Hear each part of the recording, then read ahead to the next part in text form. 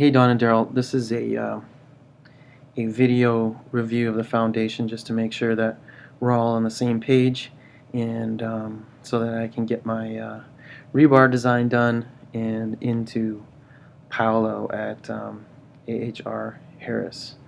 So what we are looking at is a 3D view of my foundation, and I think it's probably best to start with looking at the original topography um, of the land as it is right now, and how the existing foundation would sit on the land, and how deep we need to go to get to undisturbed earth. So how did I get this? Um, this particular three-dimensional model of the existing topography of the site was obtained by taking the Dunn-McKenzie engineering plan and essentially taking these original dashed topography lines and importing them into the model, and then raising the elevation appropriately. So 300, 298, 296, so on and so forth. And then you select all those topography lines and create a mesh, a triangle mesh out of it. So these triangles might look a little bit confusing, but they're essentially the way a 3D program would create a surface out of a bunch of lines, because what you get from the engineering is a bunch of lines that look like this. But those lines, even when they're raised to the proper height, don't really help you see the full picture. So I basically turned these lines into this, and you can kind of see here,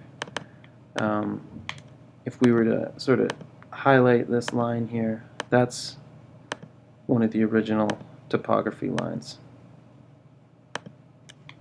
So that's how all that works. So here we go, looking at the foundation. There's a bunch of steps in there. You can see the step in the front left corner in this area here, as well as a step in the garage area. And this is all because the existing topography starts to fall away from the foundation in those areas. You can see the earth sloping away pretty dramatically from the back corner to the front. And I wanted to make sure that when we place that footing, we're going to be on earth that's undisturbed as it was today. So let's look from underneath. This is this is one of the cool things about using 3D software, is that you can see from underneath and see how everything is going to lie. So here we are under the house, and how did I get at these steps? How did I arrive at this? So called Don. He said that I should try to target at least 2 feet below the existing topography for any kind of footing that we want to place on the house. So that was my primary guideline. So if we come to the front left corner of the garage, take the tape measure, check it out. This is 2'5", so certainly that's good. It's going to be way more over here. This is 3'9". I think I get a little bit close for comfort here. 2'2" might be pushing it. I think even here might be a little bit worse, so maybe 1'10". You know, maybe this is an area where we extend this step a little bit further to get a little bit better bite on that area. Have to see what we get, I guess, when we start digging, and you guys will have to let me know. This corner, of course, is where the walkout is, so this is going to be 4 feet under finished grade rather, so that the lowest point is 3'11½", but when we grade out that patio, it should be good to go. So those are why the steps are there. And then in talking to Daryl, it seemed like the best step height is some kind of multiple of 6 inches. So I tried to target that as well. So this drop in step is 18 inches, 1'6". This one is 2 foot. So that handles the bottom of the walkout area. This step here is 2 foot, and then I believe I have a 18-incher over here. So hopefully, Daryl, that makes life easy for you in handling the height changes. Over here we have 18 inches, 18 inches, and 18 inches. So hopefully that works out. So again, to just review, that's the original topography.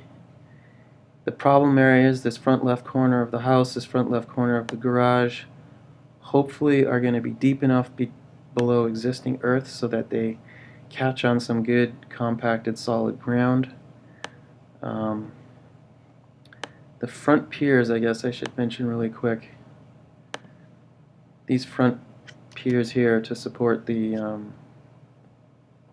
front porch. And I decided to, I would have preferred if this was a continuous footing on both sides, but because I have this step in the middle there, it kind of makes it hard. So maybe, Daryl, you have some tips or tricks on how to make this as solid as I want it to be. My ultimate objective is to never have a sagging front porch, because I just hate that. I think it just looks terrible when you have a nice house with a porch that's starting to fall away on you. So let me know if you have any ideas how to make this as solid as it needs to be. Maybe it is as solid as it needs to be right now, but I'll look to you guys for that one. So let's look at how the graded topo is going to look on top of this thing. So this is the proposed topography of where we want to be. I'll put on the retaining walls as well. So as you can see, there's quite a bit of fill going on in front. Original earth, proposed topography. And you can see I haven't completed my work on the retaining walls. I have a question out to you guys about this retaining wall. Certainly parts of it are going to be floating above existing earth a little bit. You can see that, right? The question is, these retaining walls are already incredibly high, maybe 10-foot pour so far. Do we want to just compact the earth underneath this and build up the earth to support this retaining wall, or do we want to dig down to undisturbed earth? So hopefully we can make that decision in a few weeks, and just focus on the main house for now. So let me know if you guys see anything show-stopping here.